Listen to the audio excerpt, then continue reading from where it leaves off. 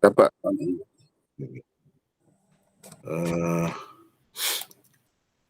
Nota dia nampak juga, nota. Nampak mana? Okey. Dah dapat ke? Dah dapat. Alhamdulillah. Okay. Bismillahirrahmanirrahim. Alhamdulillah. Wassalatu wassalamu ala wa ala alihi wa ashabihi ajma'in.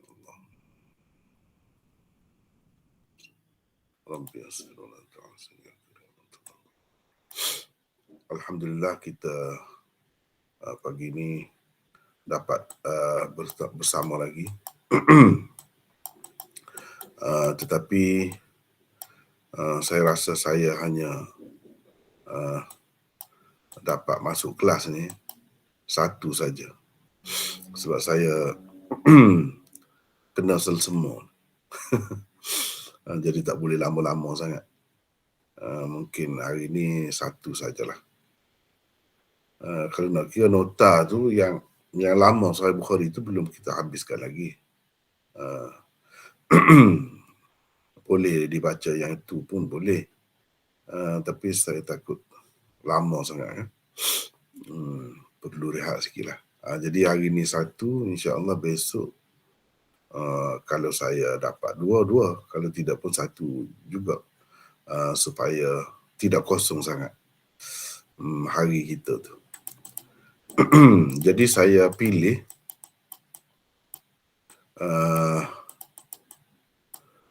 untuk satu pelajaran hari ini, iaitu 99 usul ya. 99 usul. Kita telah sampai ke usul yang ke-63. Lihat nota 40. Nota 40. 314. Saya nak lama-lama sangat pun tak sedap. Patuk sikit-sikit, berair hidung, berair mata kalau lama-lama. Okeylah, kita perbincangan kita usul 63 ni sebenarnya telah pun kita bincangkan sebelum ni.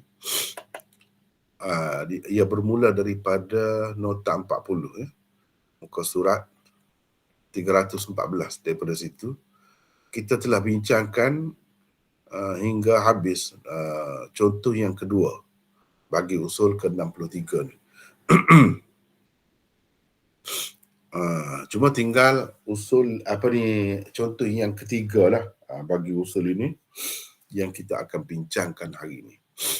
Jadi terlebih dahulu perlu kita ingat kembali apa itu usul yang ke-63. Baiklah, kita tengok pada nota ke-40. Selepas itu kita pergi kepada nota ke-41. Usul ke-63. Riwayat-riwayat yang menyebutkan doa khusus daripada Nabi SAW apabila khatam Al-Quran, yakni habis membaca sebuah Al-Quran, semua sekali, dan yang menyatakan kelebihan doa khatam Al-Quran. Sama ada hadis yang menyatakan doa khusus daripada Nabi, Nabi ajar begini, Nabi baca begini, atau menyatakan kelebihan doa khatam Al-Quran. Jadi kelebihan itu sama ada di dalam salat atau di luar salat. Jadi salat tu ikutlah salat tarawih ke salat apa ke, tak kira. Atau di luar salat.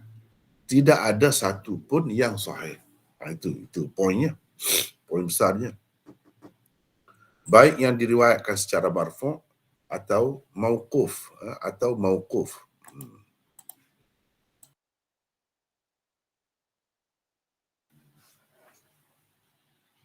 Sekejap.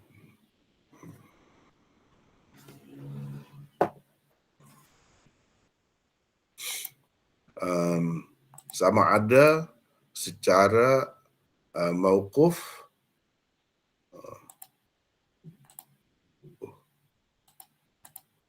atau marfu' atau mauquf. Mana yang dikaitkan dengan Nabi yang dikatakan Nabi kata begini-begini atau Nabi buat begini-begini, itu marfu'. Atau mauquf, mana riwayat itu terhenti setakat sahabat sahaja. Sahabat kata begini-begini atau sahabat buat begini-begini. Kalau berkenaan dengan dua perkara ni, kena perhati betul-betul. Dua perkara ni, yakni doa tu daripada Nabi ataupun kelebihan doa tu. Doa khatam Quran itu. Bukan dari segi tak boleh nak baca, tidak. Boleh. Nak baca tu boleh. Nak menganggap ada kelebihan. Gitu. Itu tak ada satu pun yang sahih. Kebanyakannya adalah maudhu' atau dhaif yang tidak dapat ditampung kedhaifannya. Yang ini dhaif sangatlah. Maksudnya dhaif yang tidak dapat ditampung tu dhaif sangat ataupun dipanggil dhaif jiddan. Hanya satu sahaja riwayat mauquf daripada Anas sahih. Dalam bab ni satu sahaja. Nanti kita akan bincangkanlah yang satu tu yang mana. Nanti kita akan bincangkan. Iaitu riwayat mauquf daripada Anas sahih. Ia menyebutkan Anas bin Malik radhiyallahu anhu pernah mengumpul anak pinaknya apabila hendak khatam Al-Quran di luar salat, bukan dalam salat, di luar salat, dan berdoa beramai-ramai. Ada dibuat begitu. Tetapi tanpa lafaz doa tertentu. Dan dia tidak sebut yang dia berdoa tu diambil daripada Nabi, tak ada sebut. Dan tanpa menyatakan apa-apa kelebihan berkumpul beramai-ramai pada ketika itu.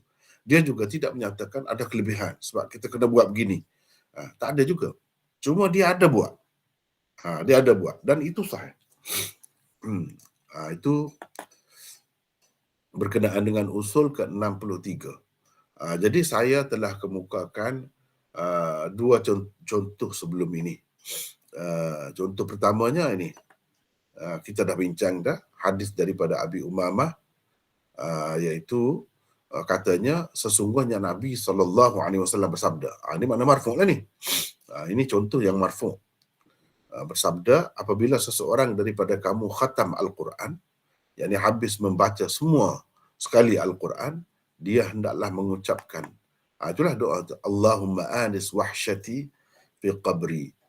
Dalam sebelum ni, dalam pertemuan kita sebelum ni, kita dah bincang semua. Jadi saya tidak nak panjangkan lagi, tidak nak ulang. Ini doanya. Allahumma anis wahsyati fi qabri. Dan saya telah tunjukkan sebelum ni, ada di dalam setengah-setengah Al-Quran itu, di hujungnya doa ini ada tercatat.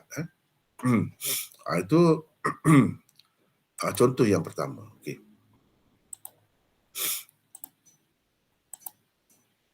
Sekejap.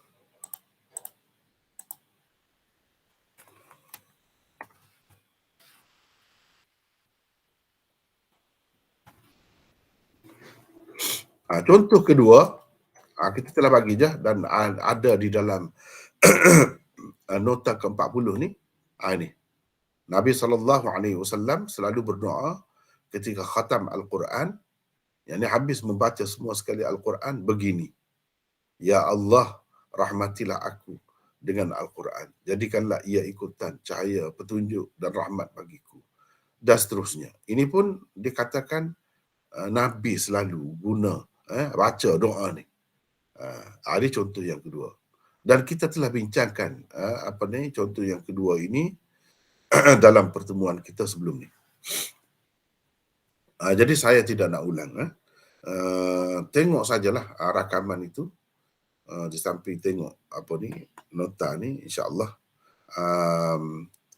banyak dah kita telah jelaskan tentang kedudukan hadis contoh kedua ini. Hari ini kita nak sebagai sambungan kepada perbincangan usul ke-63 ni, kita nak terus pergi kepada contoh yang ketiga. Ini contoh yang ketiga ni ada dalam nota ke-41. Nota ke-41. Mana kalau nak kira muka surat yang sambungan itu 321. muka surat 321. Ini contoh ketiga yang kita akan bincang hari ini. Dan belum kita bincangkan lagi sebelum ini.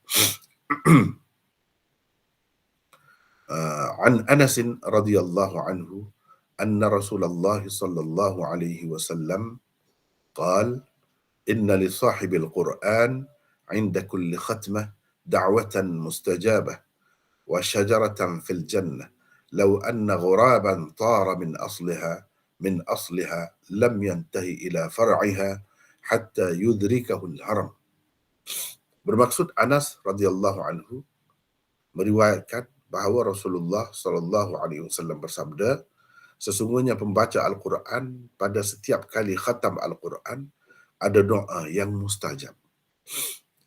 Dan ia akan memperolehi satu pokok di dalam syurga yang mana kalau seekor burung gagak terbang dari pangkalnya, niscaya ia tidak akan sampai kepada dahannya kecuali setelah ia tua. Tinggilah, lama terbang tu, tua baru sampai dekat dahan dia. Kalau dia mula terbang daripada pangkal pokok itu.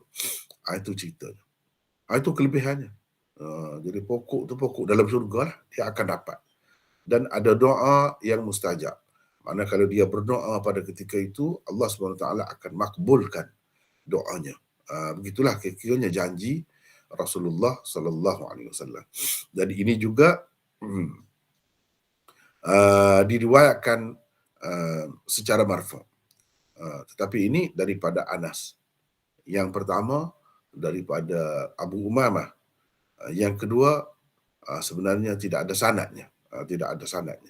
Bahagian bawah saja ada. Bahagian atasnya tidak ada. Jadi tidak dapat diketahui siapa sahabat yang meriwayatkannya, tetapi dikatakan itu doa yang selalu dibaca oleh Rasulullah sallallahu alaihi wasallam bila khatam Al-Quran. Inilah hadis contoh ketiga. Baik. Hadis ini ada di mana? Riwayat ini boleh kita tengok di dalam Tarikh Baghdad. Syekh Khatib Al-Baghdadi, Syu'abul Iman, Imam Baihaqi, Jami' Saghir oleh Suyuti, Munawi Faidul Qadir, syarah kepada Jami' Saghir ini. Ibnul Jauzi dalam Al-Ilal Al-Mutanahiyah,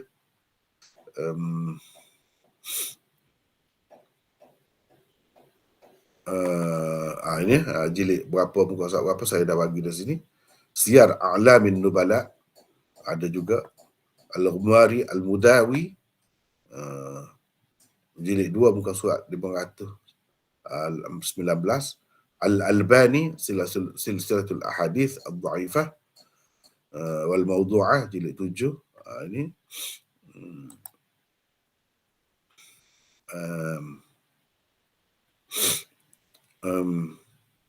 dan satu lagi buku yang sangat bagus, saya tak sebut pula di sini. Sekejap saya tengok.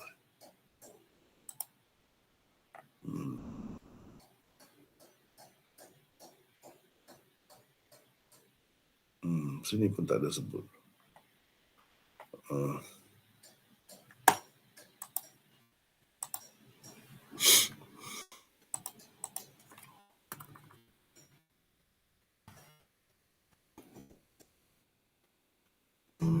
Contoh pertama. Ini contoh pertama. Sekejap. Ini satu lagi kitab yang sepatutnya ada di dalam setiap rujukan. Cuma saya tak masuk tu dalam yang kedua dan yang ketiga ini sepatutnya ada buku ni. Sebab buku ni salah satu rujukan utama saya lah dalam membuat usul ini. Salah satu rujukan utama. Jadi kalau boleh tengok nanti saya tunjukkan.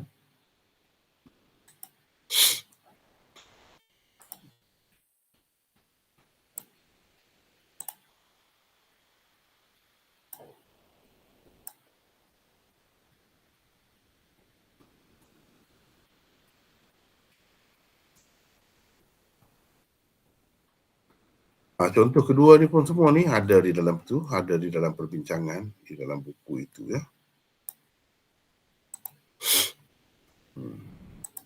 Jadi perlu dilihat juga buku ini. Kalau yang nak merujuk sendirilah, nak tengok sendiri dengan lebih detail perbincangan tentang perkara ni, ini rujukan utamanya. Baik, kita boleh tengok sini, saya nak tunjuk sini, ini kitabnya. Ini kitabnya. Kitab ni mengandungi beberapa juzuk dipanggil ajza' hadithiyah. Ada beberapa juzuk hadis. Yang ni juzuk tu mana satu kitab hadis yang mengumpulkan hadis-hadis tentang sesuatu masalah, tentang sesuatu perkara. Jadi juzuk ni yang kelima ni berkenaan dengan riwayat-riwayat tentang doa khatam Al-Quran dan hukumnya, sama ada di dalam solat ataupun di luar solat. Ini juzuk ni. Dia ada banyak juzuk di dalam kitab ni. Juzuk awalah misalnya, juzuk angkat tangan ketika berdoa, juzuk ni ziyaratin nisa lil kubur, perempuan pergi ziarah kubur. Lepas tu juzuk tentang kaifiat bangun dalam sembahyang, dan kedudukan hadis pada ketika bangun tu kita kepal tangan kita macam orang nak uli tepung tu. Itu apa kedudukannya. Maknanya bagi pengarang ni hadis-hadis berkenaan dengannya kalau ada pun dhaif, dan itulah yang betul sebenarnya. Lepas tu tentang khatam Quran, ini yang terakhir. Ini tentang doa-doa tentang doa-doa bila khatam Quran itu. Ini yang terakhir, mana ada di dalam buku ni. Jadi ada 5 lah juzuknya, 5 perbincangan hadis.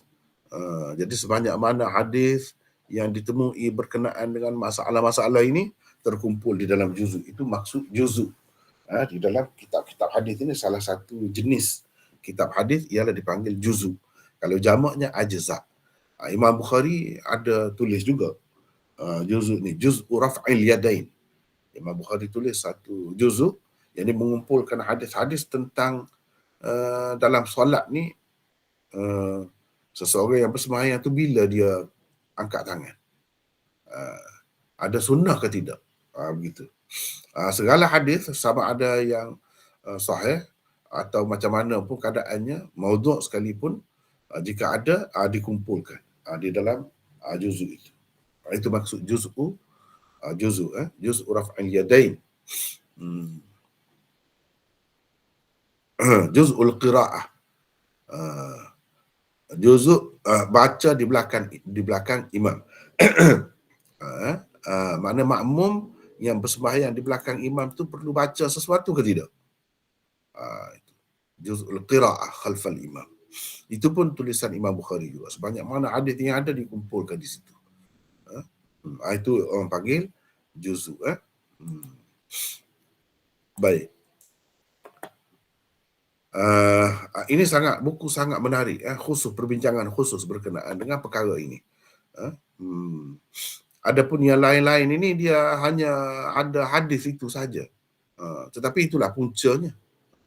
Itulah puncanya, dan kita boleh tengok lagi perbincangan tokoh-tokoh setakat yang ada dahulu sampai hari ini kita boleh tengok.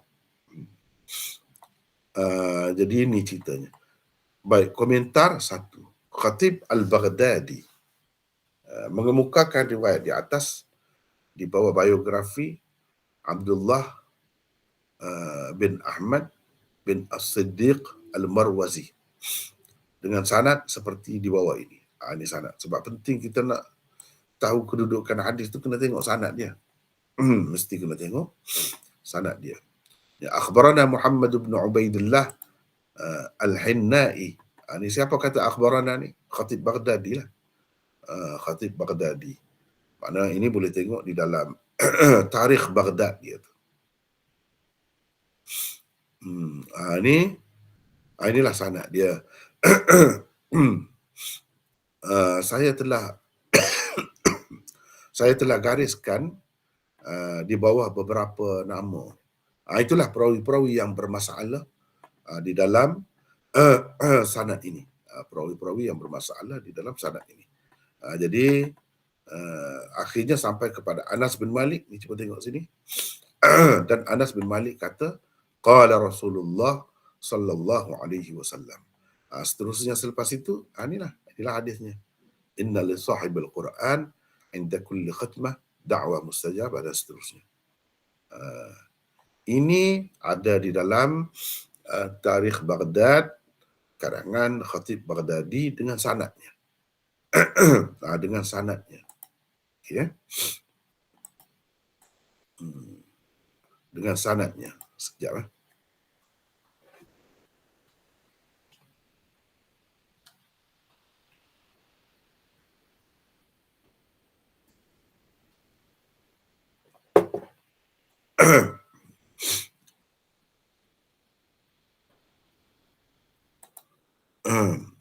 Baik. Yang kedua, Ibnul Jauzi di dalam Al-Ilal Al-Mutanahiyah. Salah satu kitab Ibnul Jauzi. Di dalam kitab ini dia bincangkan ilat-ilat yang ada pada hadis-hadis. Setelah mengemukakannya dengan sanad Al-Khatib itu berkata, mana dia ada sanad sendiri tapi daripada Khatib Baghdadi jugalah, maknanya di bahagian atas tu sanadnya sama. Berkata hadis ini tidak sahih daripada Nabi sallallahu alaihi wasallam. Yazid Ar-Raqashi kata Ahmad tentangnya tidak boleh ditulis apa-apa daripadanya. Tak boleh tulis. Kata Yahya Abu Ismah tiada langsung nilainya. Hadisnya tidak boleh ditulis. Ibnu Hibban berkata tidak harus berhujjah dengannya. Hadis dia kalau ada kita tak boleh nak buat hujjah. Sekadar itulah yang disebutkan oleh Ibnul Jauzi di dalam kitabnya Al-Ilal Al-Mutanahiyah. Itu yang saya gariskan itu. Raqqad bin Ibrahim tak ada pula dia sebut, tetapi ini seorang perawi majhul. Dia hanya menyebutkan tentang dua orang perawi saja yang ada di dalam sanad ini. Sebenarnya untuk menentukan hadis itu tidak makbul, tidak boleh diterima, seorang saja perawi yang bermasalah kita dapat tahu cukup dah. Cuma kalau kita tahu lebih banyak tu lebih kemas lah. Lebih menunjukkan teruknya lagi, gitulah. Itu kata Ibnul Jauzi. Baik. Selepas ni saya nak kalau boleh sesiapalah antara kita yang baca. Saya pun tak sedap juga nak baca banyak-banyak. Silakan, siapa nak baca? Silakan. Sambung. Daripada sini nombor 3 ni. Silakan. Siapa nak baca? Silakan. Daripada nombor 3 ni, nombor 3. Silakan.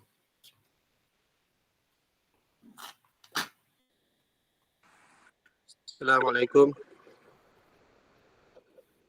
Waalaikumsalam. Siapa ni? Saya Fuad. Oh, Fuad. Sila Fuad. Sila.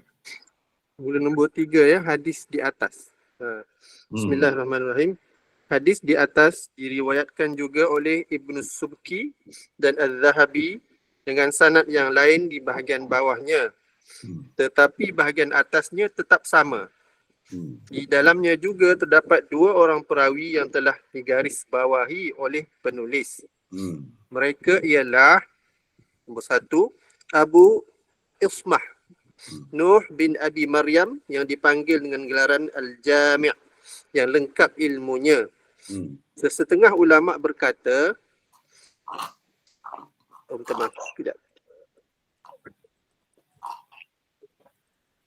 setengah ulama berkata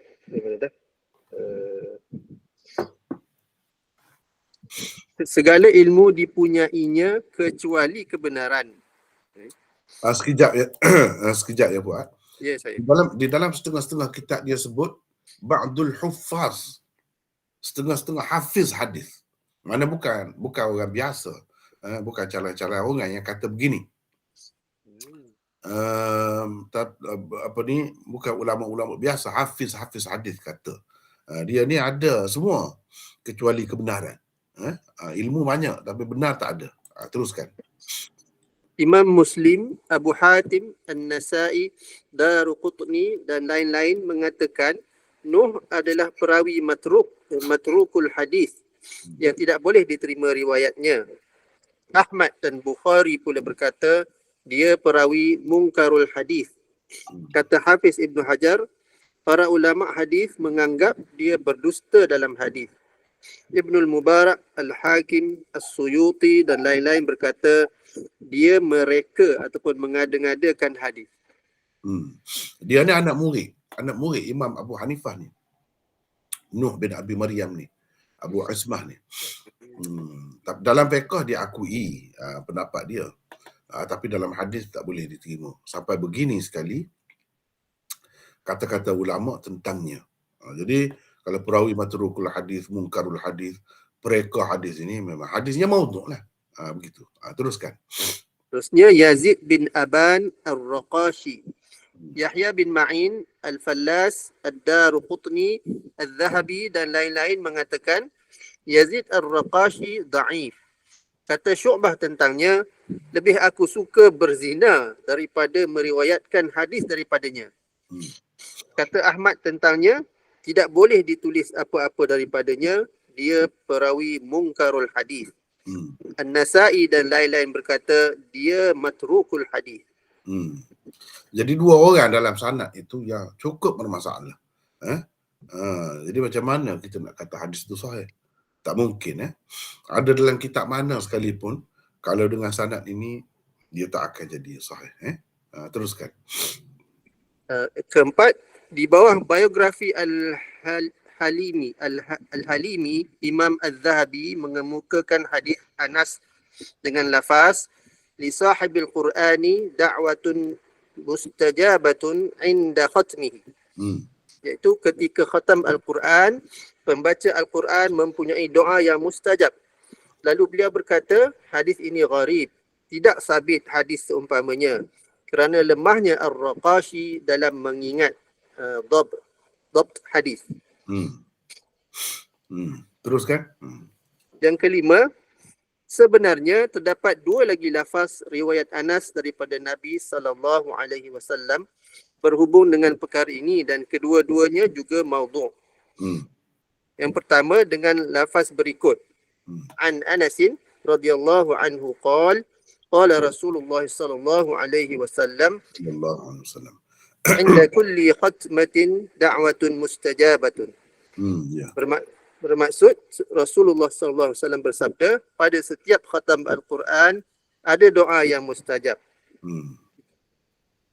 Ia diriwayatkan oleh Abu Nuaim, Ibnu Hibban, Ibnu Asakir, Ad-Dailami dan lain-lain. Di dalam sanadnya ada Yahya As-Simsar. Al-Zahabi di dalam Al-Mizan menulis Ibnu Ma'in dan Saleh Jazarah mengatakan dia berdusta dalam meriwayatkan hadis. Ibnu Adi berkata dia mengada-ngadakan hadis dan mencurinya. Salah satu malapetaka yang dibawanya ialah hadis ini di samping banyak lagi hadis-hadis yang lain. Jadi itu kata tokoh-tokoh rijal hadis berkenaan dengan perawi ni Yahya As-Simsar ini. Jadi ini perawi yang bermasalah. Ada seorang pun cukup dah. Sanad lain tapi ada orang ni. Dan lafaz dia pun lain sedikit tapi menunjukkan ada kelebihan lah. Ada kelebihan doa ketika khatam Quran itu. Makbul doa itu. Itu maksudnya. Teruskan lagi yang kedua. Yang kedua dengan lafaz berikut. An Anasin radhiyallahu anhu qala qala Rasulullah sallallahu alaihi wasallam Sallallahu alaihi wasallam. ma'a kulli khatmatin da'watun mustajabatun. Bermaksud Rasulullah SAW bersabda, bersama setiap khatam Al-Quran ada doa yang mustajab. Hmm. Ia diriwayatkan oleh Al-Baihaqi di dalam Syu'abul Iman. Setelah mengemukakannya, Al-Baihaqi berkata, terdapat kedhaifan pada isnadnya. Hmm. Sebabnya ialah kerana di dalamnya ada Yahya bin Hakim As-Simsar. As-Suyuti juga di dalam Al-Jami'ul Kabir mengaitkannya dengan riwayat Al-Baihaqi daripada Anas dan berkata beliau yakni Al-Baihaqi mendhaifkannya. Hmm. Kesimpulannya ialah ketiga-tiga riwayat marfu' daripada Anas tidak sahih, malah semuanya maudhu'. Hmm. Teruskan. Keenam, kalaupun ada riwayat sahih dalam bab ini, hanyalah satu sahaja riwayat mauquf daripada Anas. Ia diriwayatkan daripada Thabit Al-Bunani, Qatadah, Ibnu Atiyah dan lain-lain. Jadi ini riwayat mauquf. Kalau riwayat marfu' tidak ada satu pun. Sama ada riwayat Anas ke riwayat orang lain, tidak ada satu pun. Kalau riwayat mauquf daripada Anas, ada satu yang sahih. Yang sahihnya mana? Yang ni. Teruskan. Iaitu anna Anas bin Malik radhiyallahu anhu kana idza khatama al-Qur'ana jama'a ahlahu wa waladahu fada'a lahum. Bermaksud bahawa Anas bin Malik apabila hendak khatam Al-Quran akan mengumpulkan anak isterinya lalu beliau mendoakan untuk mereka. Asar ini diriwayatkan oleh Ibnul Mubarak, Ibnu Abi Shaybah, Ibnu Nasr, Abu Ubaid, Ibnu Durais, Ibnu Abi Daud, Al-Firyabi, Ad-Darimi, Sa'id bin Mansur, At-Tabarani dan lain-lain. Al-Haythami berkata tentang sanad At-Tabarani bahawa perawi-perawinya siqat. Lihat Majma' Az-Zawaid jilid 7 muka surat 172. Ibnu Allan berkata tentang riwayat Ibnu Abi Daud dengan dua isnad yang sahih. Lihat Syarh Al-Azkar juzuk 3 muka surat 244. Al-Albani berkata tentang sanad Ad-Darimi sanadnya sahih. Lihat ta'liq beliau terhadap kitab Laftatul Kabid muka surat 7. Yang dimaksudkan dengan sanad Ad-Darimi oleh Al-Albani itu ialah salah satu riwayatnya. Adapun sanad beliau yang satu lagi, maka di dalamnya terdapat perawi bernama Salih bin Bashir Al-Murri. Dia perawi matruk. Lafaz riwayatnya ialah kana Anas bin Malik idza ashfa ala khatmil Qur'ani bil laili baqqa minhu shay'an hatta yusbihu hatta yusbiha fayajma'u ahlahu fayakhtimuhu ma'ahum. Fayajma'a ahlahu fayakhtimahu ma'ahum. Okey, fayakhtimahu ma'ahum. Bermaksud Anas apabila hampir khatam Al-Quran pada waktu malam akan meninggalkan sedikit daripadanya untuk dibaca pada pagi keesokannya. Beliau mengumpulkan ahli keluarganya lalu menghabiskan mengkhatam Al-Quran bersama mereka. Di dalam sanad asar ini ada Salih bin Bashir Al-Murri yang disebutkan tadi. Hafiz Ibnu Hajar mengatakan dia dhaif. An-Nasa'i, Ibnul Jauzi, Al-Zahabi dan Al-Haythami mengatakan dia matruk.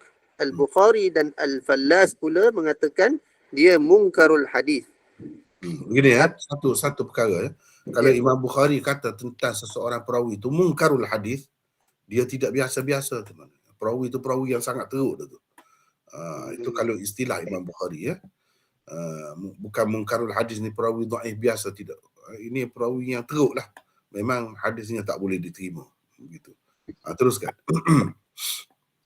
Abu Nuaim telah meriwayatkan asar Anas yang sahih di atas di bawah biografi Mis'ar bin Kidam sebagai hadis marfu' daripada Nabi SAW dengan lafaz an Anas ibn Malik radhiyallahu anhu qala kana Rasulullah sallallahu alaihi wasallam idza khatama jam'a ahlahu wa da'a. Bermaksud, kata Anas, Rasulullah sallallahu alaihi wasallam apabila hendak khatam Al-Quran akan mengumpulkan ahli keluarganya dan berdoa. Setelah mengemukakannya, Abu Nu'aim berkata, gharib daripada hadis Mis'ar bin Kidam. Al-Baihaqi dengan sanadnya juga meriwayatkan daripada Abu Nu'aim di dalam Syu'abul Iman. Setelah mengemukakannya, beliau berkata, marfu'nya hadis ini adalah disebabkan waham perawi. Di dalam isnadnya terdapat beberapa orang majhul. Yang sahihnya ialah riwayat Ibnul Mubarak daripada Mis'ar secara mauquf pada Anas. Jadi ini kalau Anas riwayat kata Nabi SAW bila nak khatam Al-Quran mengumpulkan ahli keluarganya dan berdoa, mana dikaitkan dengan Rasulullah, itu tak betul. Jadi ulama-ulama hadis kata itu waham, keliru perawi ini. Yang sebetulnya Anas sendiri yang buat begitu. Itu yang sahih. Macam kita sebut tadilah. Kalau yang mauquf pada Anas itu memang sahih. Tapi kalau dikaitkan dengan Rasulullah, ini tidak sahih. Riwayat daripada Anas ke daripada siapa pun, kalau dikaitkan dengan Rasulullah itu tidak ada yang sahih. Itu maksudnya. Jadi Baihaqi sendiri di dalam Syu'abul Iman, dia kata ini kalau yang marfu' macam ni lah, dikaitkan dengan Rasulullah ni, yang marfu' ni, ini waham perawi. Disebabkan waham perawi. Lepas tu dalam sanad ni ada beberapa perawi yang majhul pula, menyebabkan dhaif lah. Tak boleh pakai. Jadi yang betulnya yang mauquf tu, yang kita sebut tadi, dah baca dah tadi, itu sahaja yang sahihnya. Yang ni sebagai perbuatan Anas bin Malik, sahabat Nabi sallallahu alaihi wasallam. Teruskan. Hafiz Ibnu Hajar juga berkata, di dalam sanadnya ada perawi dhaif atau majhul. Yang sahihnya ialah yang mauquf daripada Anas. Ketujuh, sebenarnya terdapat 10 riwayat marfu', 3 asar mauquf dan 2 riwayat maqtu' berhubung dengan doa ketika khatam Al-Quran dan kelebihan-kelebihannya. Ia diriwayatkan secara marfu' daripada pertama Abu Umamah, hadisnya telah dikemukakan sebagai contoh pertama. Yang kedua Anas Ibnu Malik. Yang ketiga Ibnu Abbas. Yang keempat Jabir bin Abdullah. Yang kelima Al-Irbad bin Sariyah. Yang Anas bin Malik ni yang marfu' dia sebagai contoh yang ketiga lah. Setelah dikemukakan sebagai contoh yang ketiga yang kita baca tadi kan. Maknanya saya ambil di sini.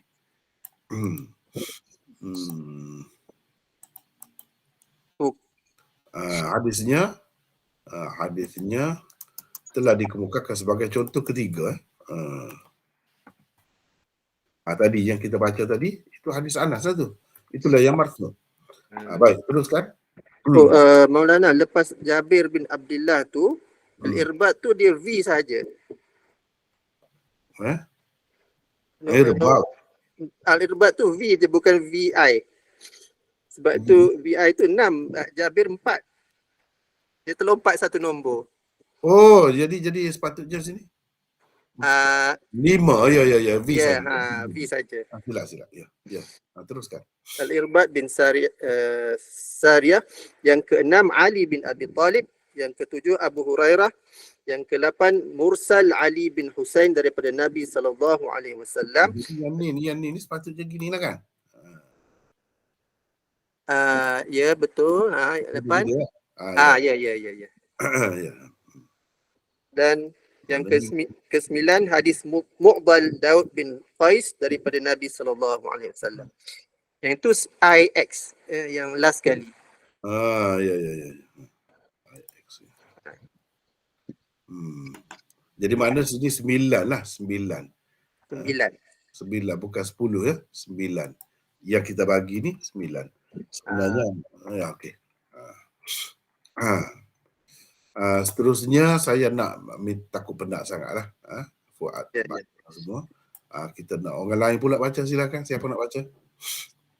Silakan. Siapa nak baca? Silakan. Sambung lagi. Sambung daripada sini ya, daripada sini. Mana tiap-tiap satu ni kita nak bincang ni. Hadis Abu Umamah macam mana? Teruskan. Siapa nak baca? Silakan.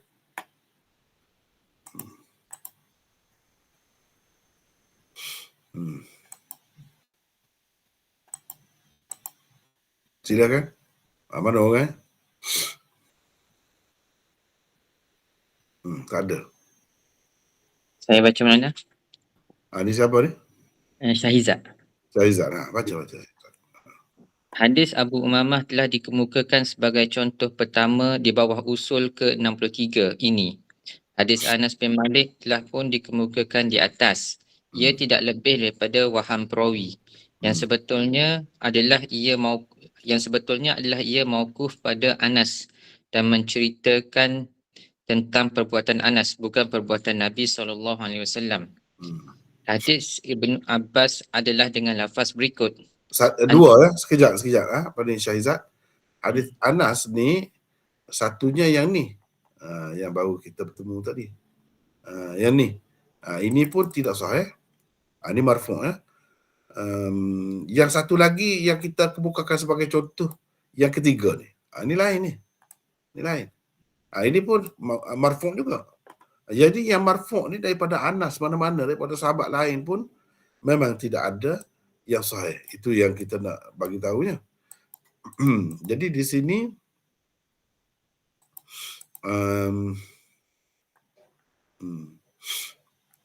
bila kata hadis Anas ni, dia ada dua yang marfu'. Sama ada yang kita kemukakan sebagai contoh yang ketiga, ataupun yang kita bincang tadi, sebenarnya perbuatan Anas dikatakan perbuatan Nabi. Itu kesilapan lah waham perawi. Jadi kedua-duanya tidak sahih. Teruskan. Hadis Ibnu Abbas adalah dengan lafaz berikut. An Ibni Abbas radhiyallahu anhuma qala Rasulullah sallallahu alaihi wasallam man qara'a ya'ni al-Quran hatta khatamahu kanat lahu da'wah mustajabah muajjalah atau muakhkharah. Bermaksud Rasulullah sallallahu alaihi wasallam bersabda, sesiapa membaca maksudnya Al-Quran sehingga khatam, ia mempunyai doa mustajab. Mungkin doanya dimakbulkan segera atau mungkin juga dilewatkan. Ia diriwayatkan oleh Ibnu Adi di dalam Al-Kamil dan Al-Baihaqi di dalam Syu'abul Iman. Di dalam sanadnya Syu'abul Iman. Syu'abul Iman. Di dalam sanadnya ada perawi bernama Hafs bin Umar bin Hakim yang digelarkan dengan Al-Kafir atau Al-Kabir. Al-Kafir, gitu pendek. Al-Kafir atau Al-Kabir. Dia seorang perawi yang lemah atau majhul sebagaimana tersebut di dalam kitab-kitab rijal hadis seperti Ad-Du'afa wal Matrukin, Mizanul I'tidal, Lisanul Mizan dan lain-lain. Ibnu Adi berkata dia meriwayatkan banyak hadis karut. Yahya berkata hadisnya langsung tidak bernilai. Dia tidak siqah dan tidak ma'mun. Hadis-hadisnya dusta. Al-Azdi berkata dia perawi matrukul hadis. Jadi kalau kata perawi matrukul hadis atau perawi yang hadisnya dusta, itu memang teruklah. Mana hadis ni maudhu' lah kira-kira. Jadi hadis Ibn Abbas ni maudhu' juga. Teruk juga. Jadi ini diriwayatkan oleh Ibnu Adi di dalam Al-Kamil. Sekejap kita nak tengok. Cuba nak berkongsi lah dengan sahabat-sahabat kita, peserta-peserta hari ni. Al-Kamil. Ini satu kitab kalau yang ada hadis yang ada dalam ni belum lagi terjamin. Banyak daripadanya itu hadis-hadis yang maudhu'. Sebab dia nak bincangkan tentang hadis maudhu'. Ni kita boleh tengok ni contohnya. Ni. Ni ada beberapa cetakan, ada beberapa versi dia ni. Mukhtasar dia, Al-Kamil fi Du'afa'ir Rijal. Ni ada beberapa versi. Ikut mana-mana pun,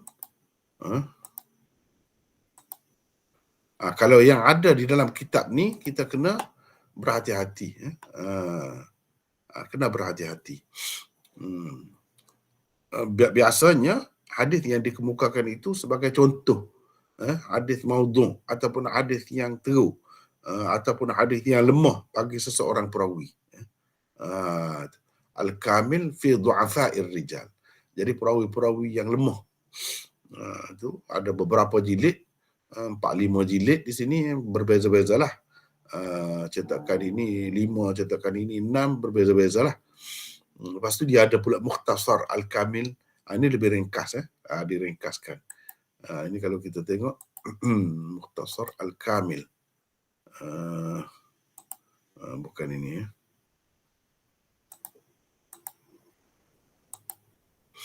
Ini Mukhtasar Al-Kamil, disusun oleh Maqrizi, Taqiyuddin Al-Maqrizi.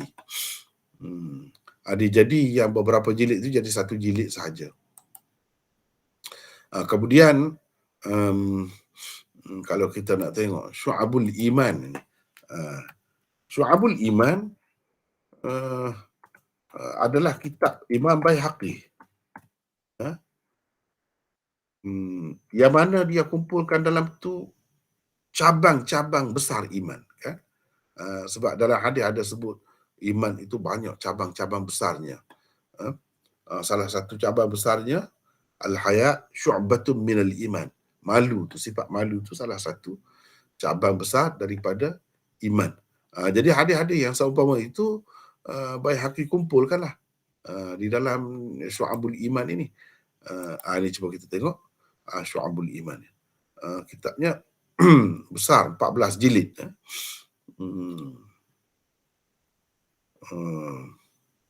Sebenarnya 13 jilid. Yang ke-14 itu untuk fihris dia saja. Kandungan hadis, ayat Quran dan lain-lain yang ada dalam kitab itu, untuk mudah kita mencarinya. Ada dalam jilid yang terakhir, yang ke-14 itu. Jadi ini pun salah satu kitab yang banyak juga di dalamnya terdapat hadis-hadis yang dhaif, bahkan yang maudhu' pun ada juga. Tapi Baihaqi secara umumnya dia ada buat komentar juga sedikit sebanyak. Cuma kadang-kadang komentar dia tu ringkas, nampak ringan, dhaif gitu saja dia sebut. Padahal hadis itu bukan sekadar dhaif biasa, dhaif teruk bila kita tengok kepada perawi-perawi dia tu. Begitulah cara Baihaqi di dalam Syu'abul Iman ini. Dan Baihaqi ni dia ada banyak lagi karangan yang lain. Kalau dalam Syamilah ni saja kita boleh dapat, antaranya ialah Ma'rifatus Sunan. Ma'rifatus Sunan wal Athar. Ini pun karangan Baihaqi juga. Ini 15 juzuk, 15 jilid. Ini cetakan ni ada beberapa cetakan. Satu cetakan di Jami'at Dirasat Al-Islamiyah, Karachi, Pakistan. Cetakan Dimashq, Beirut pun ada juga. Halab pun ada juga. Cetakan Qahirah, Mansurah, Darul Wafa pun ada. Ada beberapa edisi lah. Ada beberapa versi dia. Tapi kitab ini pun besar juga. Di dalam kitab ini pun sama juga, dia ada macam-macam hadis, macam-macam hadis. Tetapi lebih banyak ditekankan berkenaan dengan sunan dan athar. Dan yang kitab dia yang masyhurnya ialah Sunan Kubra. Ni Sunan Kubra Sunan Kubra Nasa'i, ada Sunan Kubra Baihaqi. Ni sebagai contohnya. Ini Sunan Kubra Baihaqi. Yang ini macam-macam jilidnya. Yang 10 jilid itu pun ada. Dengan tahqiq yang lebih lagi daripada itu pun ada, macam-macam cetakan. Itu berkenaan dengan kitab-kitab ini. Kitab-kitab ini. Jadi kita kepada orang-orang yang ada kemampuan lah, perlu menyemak lagi. Hadis-hadis yang ada di dalamnya itu kena kaji lagi, tengok lagi dari sudut sanadnya dan dari sudut dirayahnya untuk memastikan kedudukannya. Sebab kadang-kadang dia bagi itu jarh yang ringan saja, dia sebut secara umum gitu saja. Itulah. Jadi untuk nak memastikan tentang perawi-perawinya, kita mestilah kena tengok pula kitab-kitab ad-du'afa wal matrukin. Yang ni perawi-perawi dhaif dan perawi-perawi yang matruk. Maknanya yang ulama hadis tak mahu terima, tak mahu pakai hadisnya. Itu makna matruk.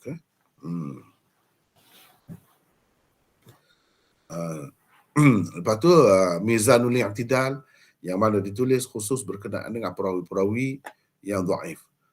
Begitu juga lanjutan kepada kitab Mizanul I'tidal itu, Mizanul I'tidal itu kitab Lisanul Mizan yang ditulis oleh Hafiz Ibn Hajar dan lain-lain. Maknanya kita kena tengok pula kitab-kitab ni. Jadi untuk dapat perincian tentang seseorang perawi itu, perawi itu. Teruskan Syahizat.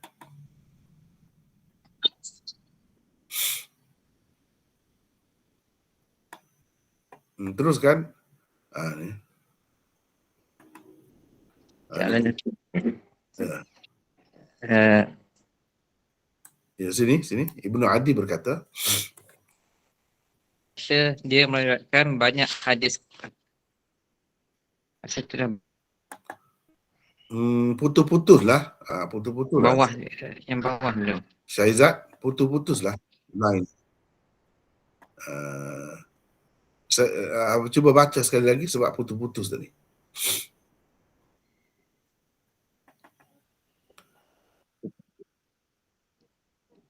Hadis Jabir bin Abdullah adalah dengan lafaz seperti di bawah ini. An Jabir radhiyallahu anhu anna Rasulullah sallallahu alaihi wasallam qala inna liqa'il Qur'an da'watun mustajabah fa in syaa sahib da'watan mustajabah fa in syaa sahibuha ta'ajjalaha fid dunya wa in syaa akhkharaha ila al-akhirah. Teruskan. Bermaksud Rasulullah SAW bersabda, sesungguhnya orang yang membaca Al-Quran mempunyai doa yang mustajab. Ia dapat memperolehinya segera di dunia jika ia mahu. Dan ia juga boleh melewatkannya ke akhirat jika ia mahu. As-Suyuti menyebut di dalam Al-Jami' As-Saghir bahawa ia dikemukakan oleh Ibnu Mardawai di dalam tafsirnya. Kemudian beliau, yakni As-Suyuti, menghukumnya sebagai dhaif. Tafsir Ibnu Mardawai itu adalah sebuah tafsir yang sangat-sangat sukar diperolehi. Ia tidak dapat ditemui baik di pasaran terbuka atau di dalam perpustakaan yang besar-besar sekalipun. Di dalam Al-Maktabah Syamilah pun tafsir ini tiada. Jadi satu lagi saya nak mengingatkan di sini. Kalau Jalaluddin As-Suyuti di dalam kitab-kitabnya dia kata dhaif. Itu kena berhati. Betul ke dhaif? Takut kita ingat dhaif biasa. Tidak. Banyak daripadanya bukan dhaif biasa. Bahkan yang maudhu' pun dia sebut dhaif. Sebab kita kena ingat istilah ulama mutaqaddimin, hadis maudhu' tu tak ada pun. Dia dhaif, termasuk di bawah dhaif juga. Jadi dia pakai hukum yang ringan. Banyak. Jadi untuk memastikan kedudukan yang sebenarnya, kita kena tengok kitab-kitab lain pula. Kena tengok perawi-perawi itu. Begitu. Kemudian banyak kitab-kitab yang disebutkan itu hari ini kita tidak dapat lihat sendiri. Macam tafsir Ibnu Mardawai ini. Dalam Syamilah pun tak ada. Kalau ada, kita boleh cek lah sanad dia. Tetapi Jalaluddin As-Suyuti sebagai salah seorang tokoh hadis, dia sendiri pun dah kata dah dhaif. Dan kita sebagaimana biasa dah tahu dah dalam Jam'ul Jawami' ke Jami' Saghir ke Jami' Kabir dia ke, memang kalau dia kata dhaif tu banyak daripadanya yang maudhu' pun. Jadi kena berhati-hatilah, jangan ingat dhaif ringan biasa, jangan ingat begitu. Teruskan. Bagaimanapun ia tersebut di dalam Al-Kamil Ibnu Adi. Lihat jilid 6 muka surat 2430. Lengkap dengan sanadnya. Di dalamnya ada Muqatil bin Sulaiman, seorang perawi pendusta besar yang tidak diterima periwayatannya oleh sesiapa pun. Maknanya kalau hadis yang sama ini, walaupun kita tak dapat di dalam tafsir Ibnu Mardawih, tapi hadis itulah, hadis ni lah juga yang ada di dalam Al-Kamil itu, cukup dengan sanad dia. Kalau begitu, yang Jalaluddin Suyuti sebut sebagai dhaif tadi, sebenarnya ada maudhu'. Sebab Muqatil bin Sulaiman ni perawi pendusta. Mana siapa pun tak terima riwayat dia ni. Sebab itu saya dah sebut dah tadi. Kita kena cek pula di tempat lain. Kalau tak ada dalam kitab ni, kena tengok tempat lain pula. Itu cara pengkaji hadis buat begitulah. Teruskan Syaizat. Hadis Al-Irba' bin Sariyah adalah dengan lafaz seperti di bawah ini. Al-Irba' bin Sariyah radhiyallahu anhu anna Nabiyya sallallahu alaihi wasallam qala man shalla salatan faridatan falahu da'watun mustajabatun wa man khatama al-Quran falahu da'watun mustajabah. Bermaksud Nabi SAW bersabda, sesiapa bersembahyang fardu, dia mendapat doa mustajab. Dan sesiapa khatam Al-Quran, dia juga mendapat doa mustajab. Hadis ini maknanya selepas dia khatam Quran tu, kalau dia baca tu makna doanya mustajab. Itu mana penjelasan ataupun jaminan daripada Nabi sallallahu alaihi wasallam. Yang kalau kita bincang ni, ulama-ulama hadis dia bincang ni, betul ke itu Rasulullah? Yang mustajab tidak mustajab tu serah kepada Allah. Nak kata dengan jelas ini Nabi kata itu tak boleh. Itu tak boleh. Mungkinlah tempat-tempat yang diharapkan ataupun lebih munasabah Allah SWT memakbulkan doa kita tu, tempat-tempat yang disebutkan oleh para ulama itu, antaranya di tempat-tempat ini itu mungkin boleh jadi, tetapi kita nak kaitkan dengan Nabi SAW tak boleh. Ni ulama-ulama hadis bincang ni, walaupun banyak ni hadis-hadis daripada beberapa orang sahabat ni, tapi tidak ada satu pun yang sahih, bahkan semuanya maudhu'. Kalau ada dhaif yang teruk sangat dan tidak boleh dijabar, orang panggil, tidak boleh ditampung kedhaifannya, tidak jadi ringan dhaifnya itu, dengan apa cara sekalipun. Itu masalahnya. Kita dalam perbahasan hadis ni dia macam tu.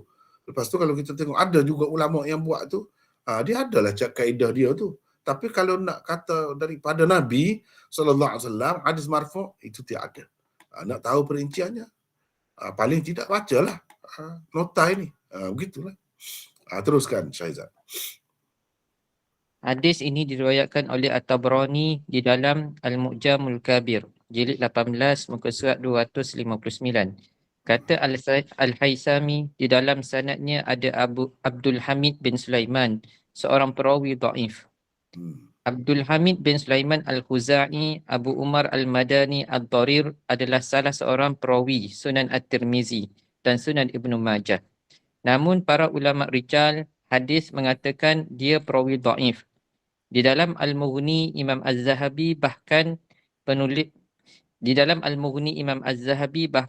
menulis bahawa para ulama hadis menganggapnya sebagai perawi yang sangat lemah. Da'afuhu jiddan. Da'afuhu jiddan. Mereka sebut gitu. Mana bukan dhaif biasa ni. Dhaif jiddan. Da'afuhu mereka tu ulama-ulama hadis lah, bukan seorang. Kata dia ni dhaif. Jangan kita ingat dhaif tu dhaif ringan ni, dhaif biasa. Tidak. Kena tengok dengan teliti. Jadi kalau begitu, tak boleh dipakailah riwayatnya. Tak boleh dipertanggungjawabkan. Teruskan. Hadis Ali bin Abi Talib agak panjang. Penulis hanya menukilkan sebahagian daripadanya sahaja. Berikut adalah lafaznya. An Zar bin Zir. Jaish Zir An ibn Zir bin Habshi Ubaish. Ubaish an Ali bin Abi Talib radhiyallahu anhu qala Zir qara'tul Qur'an min awwalihi ila akhirih an Ali bin Abi Talib falamma balagh ala Ali bin Abi Talib falamma balagtul hawamim ila an qala thumma rafa'a Ali ra'sahu ila as-sama' Aliyun ra'sahu ila as-sama'i wa qala ya Zirru amman ala du'ai ammin ala du'ai thumma qala Allahumma inni as'aluka ikhbatul mukhbitin ya Zirrin idza khatamta fad'u bihadhihi fa inna habibi Rasulullah sallallahu alaihi wasallam amarani an ad'u bihinna inda khatmil Qur'an. Amarani an ad'u bihinna inda khatmil Qur'an.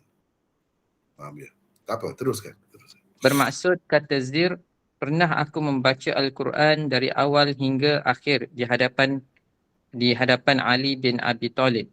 Bila aku sampai kepada surah Hamim, kata Zir, seterusnya kemudian Ali mengangkat kepalanya ke langit seraya berkata, wahai Zir, aminkan doaku. Kemudian beliau berdoa dengan mengucapkan, Allahumma inni as'aluka ikhbatal mukhbitin. Teruskan. Tak dengar. Putus pula line ya. Syahizat, dengar ke tidak? Nampak. Kerana kekasihku Rasulullah sallallahu alaihi wasallam telah mengajar aku berdoa dengannya ketika khatam Al-Quran. Maknanya hadis Ali ni perbuatan dia kaitkan dengan Rasulullah sallallahu alaihi wasallam juga. Maknanya marfu' jugalah. Kira-kira. Teruskan.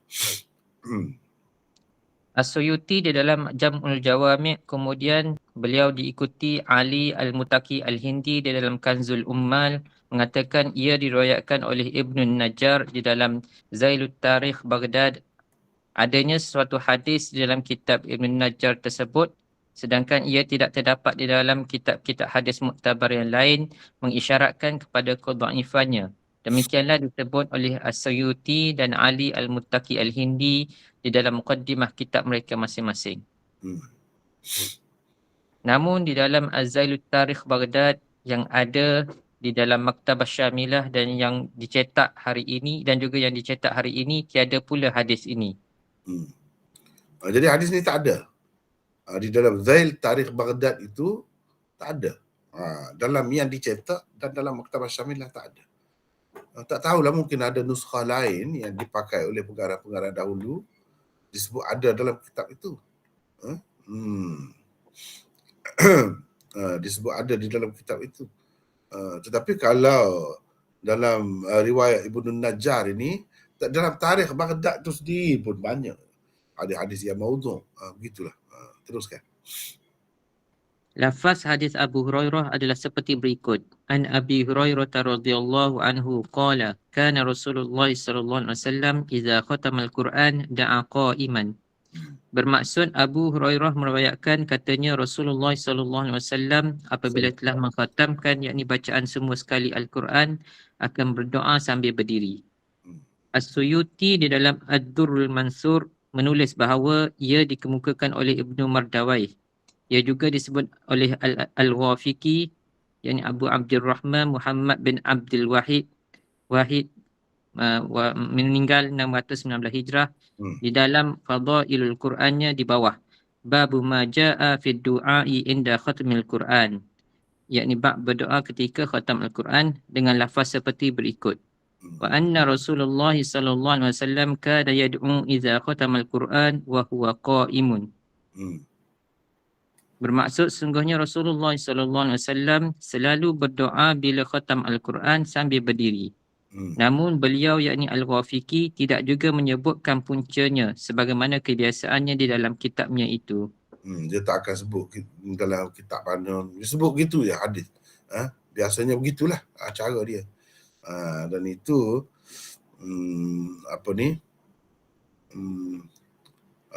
tidak baguslah cara begitu kan.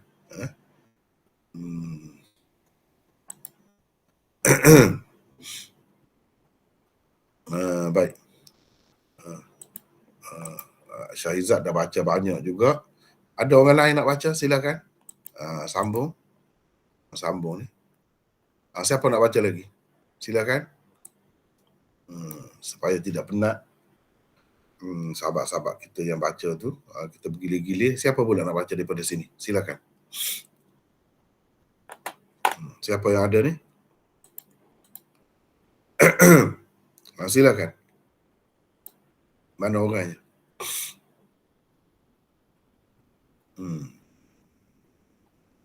Silakan.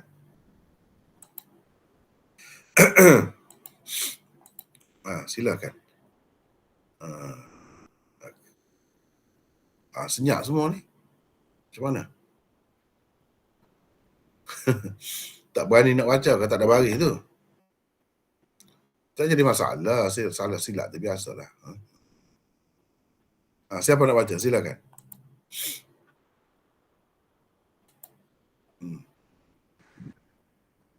Mana orang?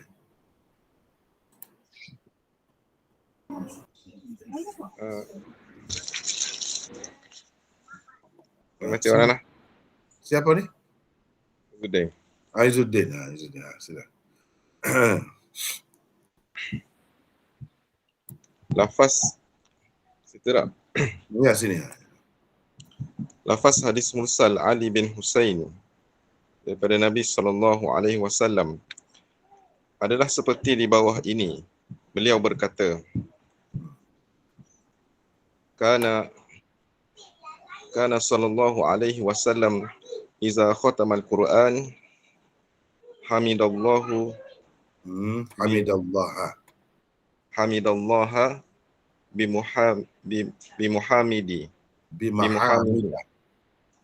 bimahamida wa huwa qa'imun summa yaqul alhamdulillahi rabbil alamin walhamdulillahi alladhi khalaqas samawati wal ard wa ja'ala az-zulumati wan nur summa allazina kafaru bi rabbihim ya'dilun. Bermaksud Nabi SAW bila khatam Al-Quran akan memuji Allah dengan beberapa pujian dalam keadaan berdiri seraya mengucapkan Alhamdulillahi Rabbil Alamin walhamdulillahillazi khalaqas samawati wal ard wa ja'ala az-zulumati wan nur wallazina kafaru bi rabbihim ya'dilun. Hingga ke akhir doa yang agak panjang. Ia diriwayatkan oleh Al-Baihaqi di dalam Syu'abul Iman dengan sanadnya hingga kepada Ali bin Husain dan beliau memursalkannya kepada Nabi SAW. Lihat Syu'abul Iman jilid 3 muka surat 430. Gini ya. Sebabnya Ali bin Husain ini anak kepada Sayyidina Husain. Orang panggil Ali Zainal Abidin. Dia tak sempat dengan Nabi SAW. Jadi dia terus kaitkan dengan Nabi SAW. Ini kan macam kana sallallahu alaihi wasallam idza khatama al-Quran. Nabi SAW bila nak khatam Quran, bila khatam Quran dia akan baca begini jadi dia terus kata, sedangkan dia tak sempat dengan Nabi ni, Ali bin Husain ni. Ali bin Husain ini kalau Syiah Imam 12, mereka anggap dia ni imam yang keempat. Imam yang keempat. Dan dia tak sempat dengan Nabi. Sebab itu dikatakan ni hadis mursal. mursal Ali bin Husain. Dia tak sempat, dia mesti ambil daripada seseorang. Dia mesti ambil daripada seseorang. Kalau ambil daripada ayah dia pun, ayah dia tu terlalu kecil pada masa Nabi SAW ada. Ayah dia tu baru lahir pada tahun yang ke-9 Hijrah. Baru lahir. Husain bin Ali tu. Baru lahir pada tahun yang ke-9. Jadi budak umur setahun atau 2 tahun tidak mungkin tahu terus, dengar daripada Nabi boleh cerita begini. Mesti dia dengar daripada orang lain pula. Jadi siapa pula yang dia dengar? Itu masalahnya. Jadi seseolahnya di atas daripada Ali ni, Ali Zainul Abidin ini, ada 2 orang yang tidak disebut. Siapa dia tu? 2 orang. Siapa? Dan dia ambil daripada siapa? Ini mursal. Kalau kita kata Husain tu, ayah dia tu sempat terimalah dengan Nabi SAW. Dia tak ada sebut dia ambil daripada ayah dia. Dia terus ambil daripada Nabi SAW. Jadi tetap juga jadi mursal. Hadis mursal itu sendiri pun dah dhaif dah. Pada dasarnya. Jadi itu sebab hadis ini tidak boleh diterima. Teruskan Ustaz. Di sini Hadis ini munqati'. Di dalam sanadnya ada Amr bin Syamir yang dianggap sebagai pendusta dan dia seorang Syiah kerak. Di dalamnya juga ada Jabir Al-Ju'fi, seorang lagi Syiah kerak. Syiah kerak ni kalau kita saya terjemahlah. Kerak ni kan kalau kita masak nasi, ada kerak dia tu. Di bawah dia. Hangus lah. Dalam bahasa Arab, al-muhtariq. Syi'i muhtariq. Syiah hangus. Muhtariq tu mana hangus. Nasi yang hangus. Jadi kerak lah kita kata. Kalau bahasa kita kerak. Mana tebal sangat lah. Teruk lah. Bukan syiah main-main. Bukan syiah ringan-ringan, tidak. Syiah yang teruk. Itu. Jadi bila ada syiah yang teruk macam ni, dan Ammar bin Syamir itu salah seorang perawi dia, dan dia betul pendusta, macam mana nak jadi hadis tu sahih? Dengan sebab itu ulama mengatakan hadis ini juga maudhu', walaupun ada di dalam Syu'abul Iman. Jadi seseolahnya Imam Baihaqi tulis Syu'abul Iman itu setakat mana yang ada hadis, tak kira ada macam mana pun, dia akan bawakan asalkan ada kaitan dengan iman. Begitu. Seperti juzuk lah. Kitab-kitab hadis yang kita panggil juzuk tadi. Ajza. Tak kira lah hadis macam mana pun, asalkan berkenaan dengan masalah yang dibincangkan itu. Akan dibawa lah hadis itu, tak kira lah hadis itu macam mana, maudhu' sekalipun. Gitu cara kitab-kitab hadis. Teruskan.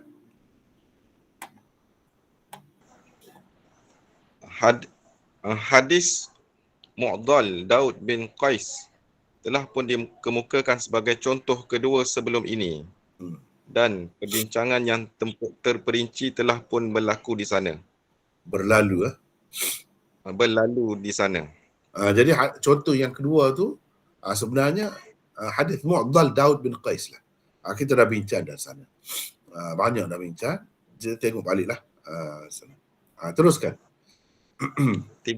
Tiga asar mauquf pula adalah daripada pertama Ibnu Mas'ud, kedua Ibnu Abbas, dan ketiga Anas bin Malik.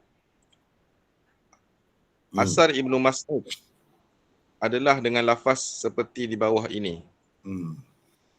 Ani bin Mas'ud radhiyallahu anhu qala man khatamal Qur'an falahu da'watun mustajabah. Wa kana Abdullah iza khatama jama'a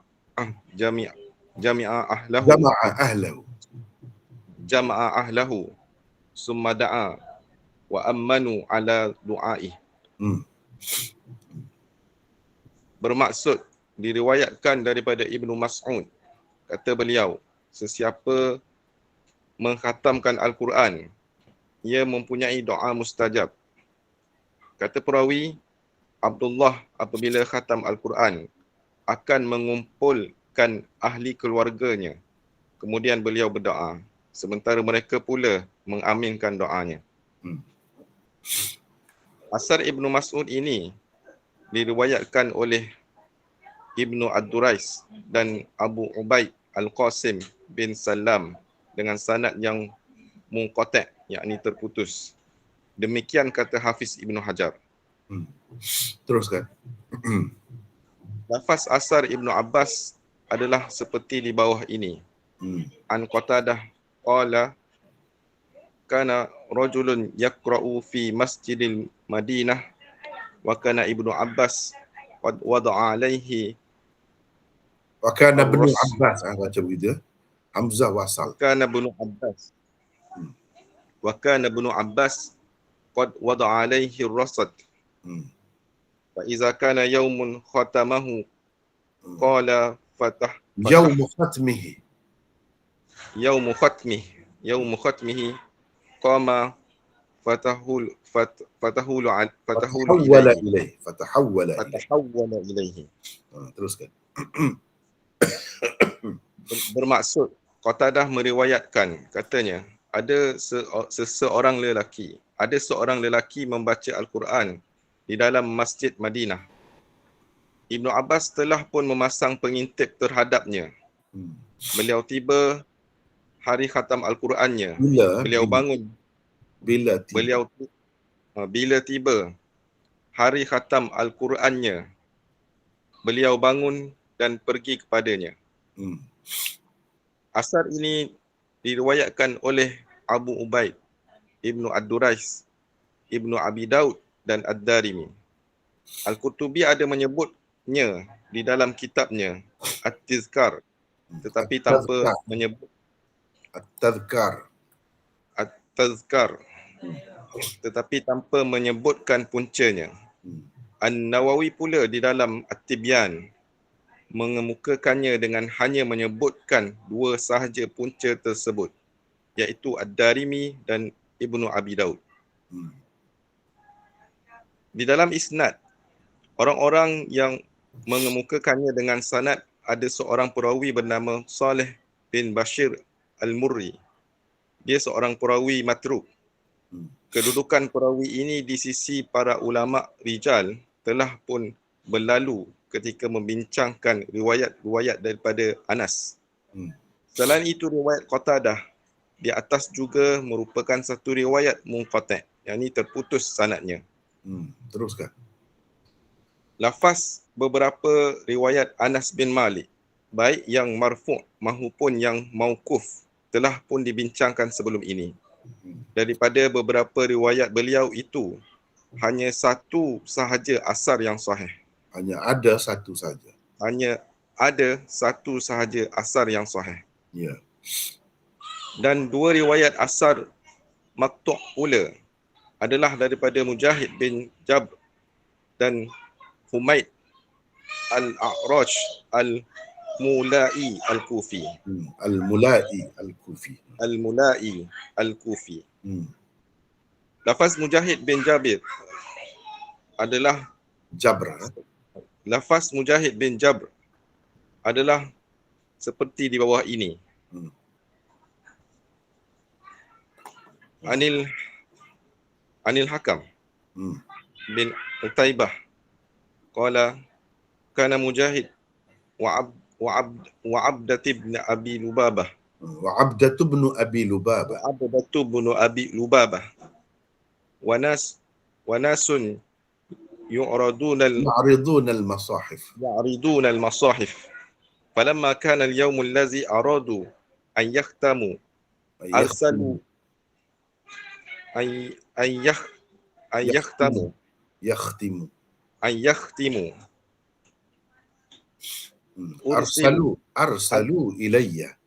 أرسلوا إلي وإلى سلامة بن كحيل فقالوا إن كنا نعرض المصاحف فأردنا أن نختم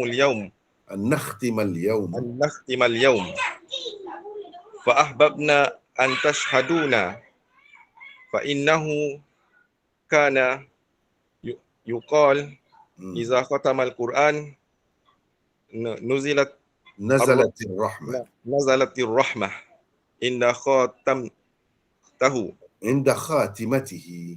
inda khatimatihi au hadaratir rahmah inda khatimatihi. Teruskan. Bermaksud, Hakam bin Utaibah meriwayatkan, katanya Mujahid, Abdah bin Abi Lubabah dan beberapa orang yang lain membaca Al-Quran.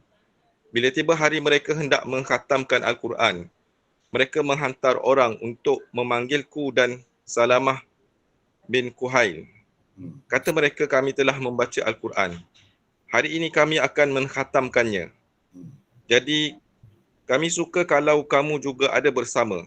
Kerana dikatakan, apabila dikhatamkan Al-Quran, turunlah rahmat ketika khatamnya atau hadirlah rahmat ketika khatamnya. Ia diriwayatkan oleh Ibnu Abi Shaybah dan itu adalah lafaz riwayatnya. Abu Ubaid, Ibnu Ad-Durais, Ibnu Abi Daud, Al-Firyabi dan Ad-Darimi. Ibnu Abi Shaybah, Al-Baihaqi dan Al-Firyabi juga ada meriwayatkannya secara ringkas dengan sanad masing-masing daripada Mujahid. Kata beliau, Ar-Rahmah tanzilu inda khatmul Quran. Inda khatmil Quran. Ya, teruskan. Inda khatmil Quran. Rahmat turun ketika khatam Al-Quran. Sa'ad bin Mansur pula di dalam sunat Sa'id bin Mansur pula di dalam sunannya meriwayatkan dengan lafaz man khatamal Quran a'ta da'watun la turad. U'tiya da'watan. U'tiya da'watun la turad. U'tiya da'watan la turad. U'tiya da'watan la turad. Sesiapa mengkhatamkan Al-Quran, dikurniakan kepadanya doa yang tidak akan ditolak. Di dalam sanadnya ada Abu Umayyah iaitu Abdul Karim bin Abu Al-Mukharik, seorang perawi dhaif. An-Nawawi dan Hafiz Ibn Hajar berkata, sanad-sanadnya sebagai asar yang mauquf pada Mujahid adalah sahih. Lihat At-Tibyan muka surat 125 dan Syarah Al-Azkar jilid 3 muka surat 345. Maknanya kalau asar yang mauquf pada Mujahid sebagai kata-katanya itu ada yang sahih. Itu ada yang sahih. Tetapi kalau nak dikaitkan dengan Nabi SAW atau sahabat itu tak ada di sini. Yang adanya sebagai kata-kata Mujahid. Itu sahih. Teruskan. Lafaz riwayat Humaid Al-A'rash Al-Mulai Al-Kufi adalah seperti di bawah ini. Kata Humaid, man qara al-Quran summa da'a ammana ala du'aihi arba'atu alafin malakin. Arba'atu alafi malak. Teruskan. Arba'atu alafi malak. Bermaksud, sesiapa membaca Al-Quran, kemudian ia berdoa, doanya diaminkan oleh 4,000 malaikat. Asar maqta' Humaid ini diriwayatkan oleh Ad-Darimi di dalam sunannya. Di dalam sanadnya ada Qaza'ah bin Suwaid bin Ujair Al-Bahili, seorang perawi dhaif. Imam Ahmad berkata tentangnya, dia perawi muqtarib. Abu Hatim pula berkata, hadisnya tidak boleh dijadikan hujah. Humaid Al-A'rash itu sendiri juga seorang perawi dhaif menurut ramai ulama hadis. Kerana itulah Hafiz Ibn Hajar berkata, ini adalah asar maqta'. Sanadnya dhaif. Lihat Az-Zahabi Mizanul I'tidal jilid 3 muka surat 389, Ibnul Allan Al-Futuhat Ar-Rabbaniyah jilid 3 muka surat 246. Sekejap. asar maqtu' bermakna riwayat itu terhenti setakat tabi'in, bukan sampai kepada sahabat pun, terhenti pada tabi'in, dan itu sebagai perbuatan atau kata-kata tabi'in. Itu maksud asar maqtu'. Mana tak sampai kepada sahabat pun, tak sampai kepada Nabi pun, terhenti pada tabi'in. Kalau sanad dia tu sahih sekalipun, setakat itu ya. Apalagi kalau dhaif. Jadi kita tak boleh nak jadikan sebagai pegangan lah. Teruskan. Teruskan Izzuddin. Abin ni. Izzuddin tadi, dengar ke tidak ni? Lain putus pula. Baru Ya, sini ya, ke-8 ni. Kesimpulan daripada perbincangan yang lalu menunjukkan hadis-hadis marfu' dan asar pada para sahabat yang dikaitkan dengan doa khatam Al-Quran atau kelebihannya mengandungi 3 perkara utama berikut.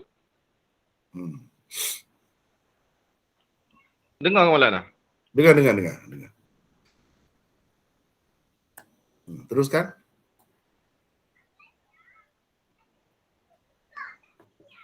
Teruskan. Tu Dengar, terhenti. boleh sambung? Boleh. Okay. Teruskan. Doa ketika khatam Al-Quran itu termasuk dalam salah satu tempat doa yang dimakmurkan oleh Allah. Berhubung dengannya dan telah dikemukakan 2 saluran riwayat daripada Anas bin Malik. Pada kedua-dua saluran riwayatnya ada pereka hadis. Hadis Atha daripada Ibnu Abbas secara marfu' juga sangat lemah sanadnya. Di dalamnya ada perawi matrukul hadis atau hadis-hadisnya dikatakan dusta. Di dalam sanad hadis Jabir ada perawi yang dianggap pendusta oleh para ulama hadis. Di dalam sanad riwayat Al-Irbad bin Sariyah pula terdapat perawi matrukul hadis dan juga majhul, selain ia juga terputus. Riwayat Ibnu Mas'ud yang mauquf terputus sanadnya. Riwayat yang menyatakan kata-kata Mujahid seorang tabi'i bahawa ar-rahmatu tanzilu inda khatmil Quran, rahmat turun ketika khatam Al-Quran, itu pula hanyalah satu riwayat yang maqtu' meskipun sanadnya sahih. Maka dengan itu dapatlah dikatakan bahawa tidak ada satu pun hadis yang sahih berhubung dengan poin ini, baik yang marfu' maupun yang mauquf. Tak ada. Yang ada hanya maqtu'. Itu. Teruskan. Ada di antara hadis-hadis itu menunjukkan wujudnya doa khusus daripada Nabi SAW untuk dibaca apabila seseorang itu mengkhatamkan Al-Quran. Hadis Abu Umamah yang dikemukakan sebagai contoh pertama di bawah usul ke-63 maudhu' kerana ada di dalamnya sanad perawi pereka hadis. Hadis Abu Hurairah ni sepatutnya.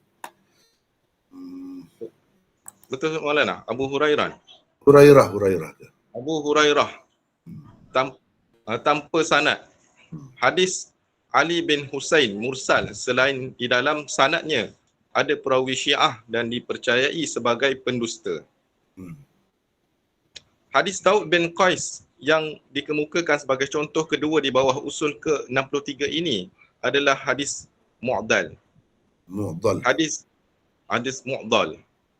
Hadis Zaid bin Hubaishi yang diriwayatkan daripada Ali bin Abi Talib oleh Ibnu An-Najjar di dalam Zailut Tarikh Baghdad, itu tidak terdapat pun di dalam nuskhah yang dicetak hari ini oleh Darul Kutub Ilmiah Beirut.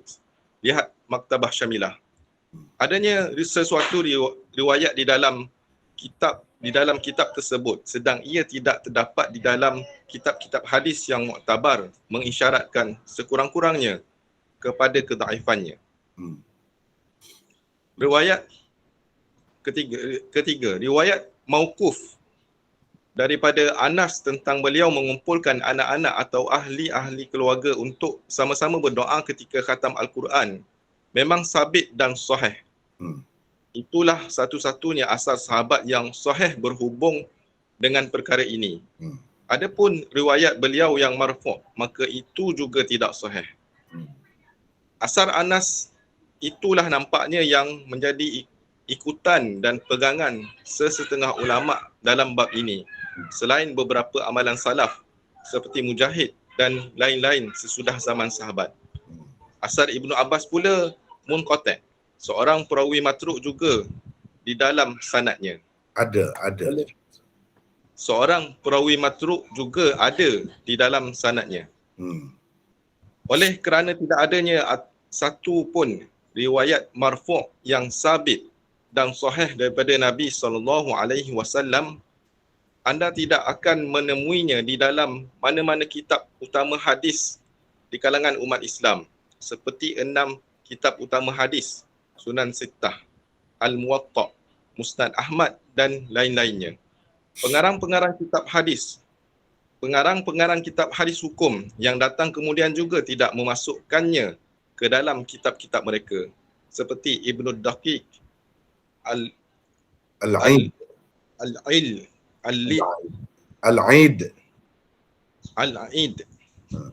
di dalam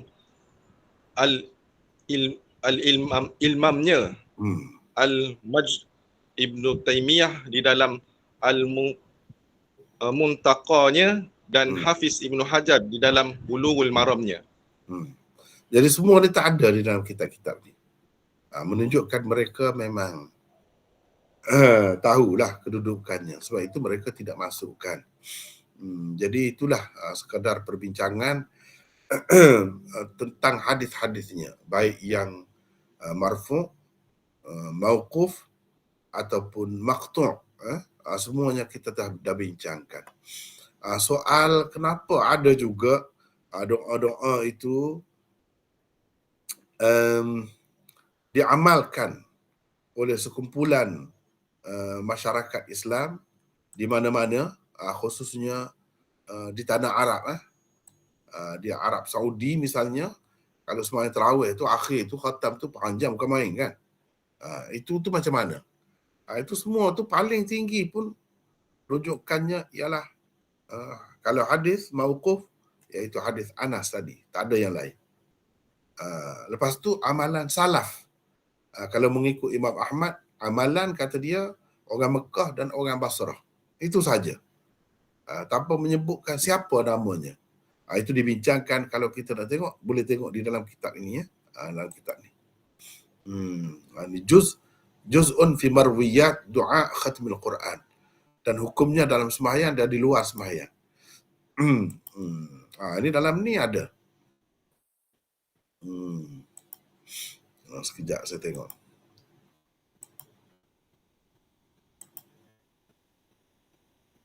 Ini dalam kalam fuqaha.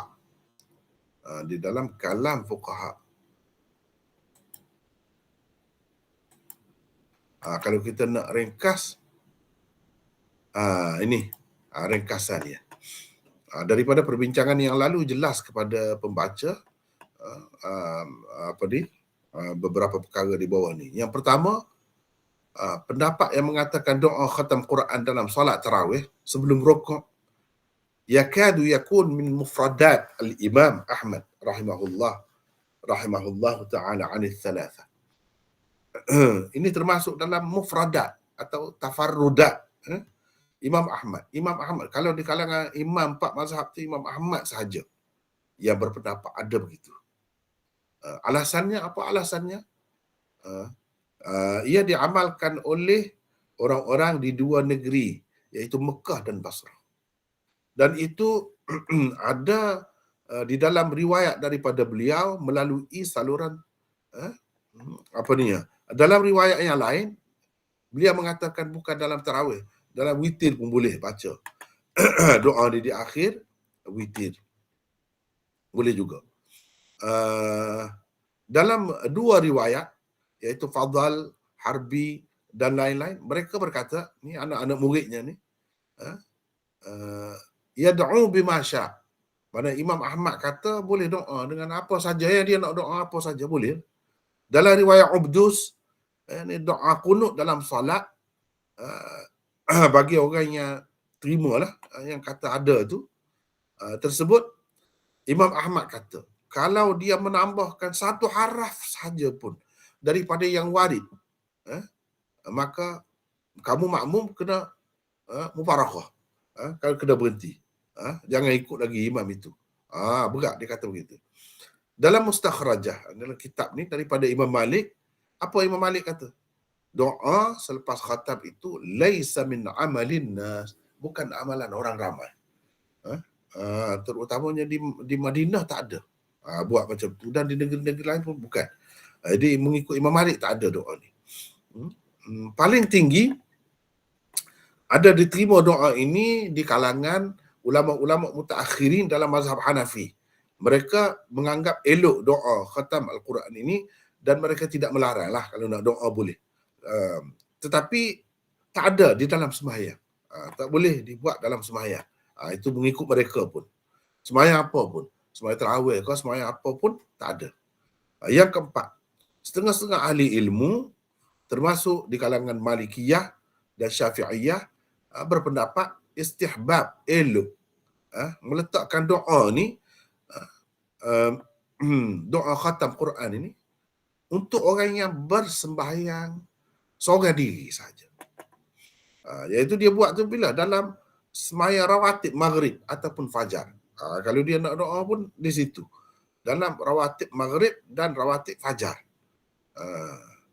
Itu kalau nak doa pun. Maknanya ringkas sangatlah. Ringkas sangatlah. Kalau nak, itu pun bagi orang yang sembahyang seorang diri, bukan berjemaah. Yang kelima, di bawah biografi Ibnul Mubarak ada tersebut bahawa beliau suka kalau doa khatam Al-Quran itu dibaca ketika sujud, bukan ketika berdiri, begitu, ketika sujud. Wallahu a'lam. Kalau kita tengok kalam Syekhul Islam Ibnu Taimiyah, dia memberi beberapa perkara di bawah ini. Yang pertama, pada setiap khatam Al-Quran itu ada doa yang mustajab. Itu diriwayatkan daripada sekumpulan salaf, sekumpulan salaf. Tapi dia tidak sebut ada yang marfu', tak ada. Nampaknya ada doa mustajab. Sebab itu salaf tu, kalau kita kata Anas tadi, dia kumpulkan anak isteri dia dan berdoa. Mana kira-kiranya dia mengharapkan doa itu mustajab lah. Begitu. Ada daripada salaf. Bab doa selepas khatam itu termasuk dalam jenis yang masyru'. Mana boleh, dibolehkan. Bukan kata haram, bukan kata bid'ah. Tidak. Termasuk dalam yang masyru'. Jim, ta'kiduhu alal asli fil ibadat. Dalam masalah ibadat ini, kita kena ambil yang sesuai dengan petunjuk Nabi SAW dan sahabat. Mana kalau daripada sahabat, Anas tadi, dia kumpulkan keluarga dia. Itu saja, berdoa. Apa lafaz doa? Tak ada. Tak ada disebutkan. Ikutlah nak doa apa-apa pun, boleh sekadar itu. Sekadar itu boleh. Tidak ada doa yang khusus dan tidak ada anggapan ini doa yang warid ataupun dinukilkan daripada Nabi SAW atau sahabat tertentu. Itu tidak ada. Jangan ada anggapan begitu. Dan tidak ada di dalam kalamnya mana-mana dalam kalam Ibnu Taimiyah ni, maksudnya dalam perbincangan dia tak ada sebut pun doa khatam ni dalam sembahyang. Dia tak ada sebut. Mana dia pun tidak pilih. Padahal dia tu Hambali juga. Dia tak pilih. Mana doa itu dibaca dalam solat. Dalam solat mana-mana pun. Termasuk solat tarawih. Ibnul Qayyim pula menyebutkan bahawa doa selepas khatam itu termasuk dalam tempat doa yang paling diharapkan diterima oleh Allah. Termasuk dalam tempat-tempat seperti itu. Dan beliau menyebutkan satu riwayat daripada Imam Ahmad berhubung dengan doa khatam Al-Quran di dalam solat. Dia ada sebut. Dan dia tidak lebih, tak sebut lebih daripada itu. Wallahu a'lam. Habis. Itu kalau kita nak kira, ambil kesimpulan lah. Ambil kesimpulan. Jadi, kalau kita nak detail lagi, kena baca lah. Yang seterusnya. Kalau ada pun di kalangan imam, 4 mazhab ni Imam Ahmad. Itu. Yang kata ada. Jadi kalau kita dengar dalam tarawih kan, kalau di Arab Saudi tu dalam rakaman ataupun live dia sembahyang tarawih tu di akhir tu panjang. Panjang. Kalau kita baca kitab ni ada pula doa-doa yang dikumpulkan khusus, kitab-kitab. Kononnya yang elok dibaca dalam khatam Quran itu ada kitab-kitab khusus pula. Ada yang dikaitkan dengan Nabi SAW, ada dikaitkan dengan sahabat, macam-macam lah. Ada yang dibuat sendiri. Ada kitab-kitab. Kemudian setengah-setengah doa tu panjang lah. Dalam 8 muka surat doa tu. Dengan ada iramanya, dengan ada rentaknya yang tersendiri. Macam-macam ada tu. Jadi itu adalah suatu perkara yang baru. Suatu perkara yang baru. Sekadar doa ketika sebelum rokok itu memang ada daripada Imam Ahmad. Sekadar itu sajalah. Dan itu masih khilaf lagi di kalangan ulama. Tetapi kebanyakan ulama mengatakan semua itu tidak ada. Sebab itu kita tengok di negara-negara yang mengamalkan mazhab Syafi'i ke Hanafi ke Maliki ke, tak ada buat semua ni. Benda ni. Dan kita bimbang kalau ada kepercayaan bahawa ini doa Nabi, dipercayai doa Nabi, doa sahabat. Kalau kita nak tengok dari sudut itu, macam yang kita bincangkan tadi, memang tak ada. Paling-paling ada pun perbuatan Anas. Itu pun tidak jelas. Doa tu lafaz dia macam mana. Cuma kita dapat faham bahawa itu tempat yang antara tempat yang mustajab lah. Bolehlah kita terima sekadar itu. Nak baca doa mana-mana tu boleh. Nak berimpung ramai-ramai pun anak beranak boleh juga. Tetapi sahabat-sahabat yang lain tak ada pula dinukilkan begitu. Tak ada pula.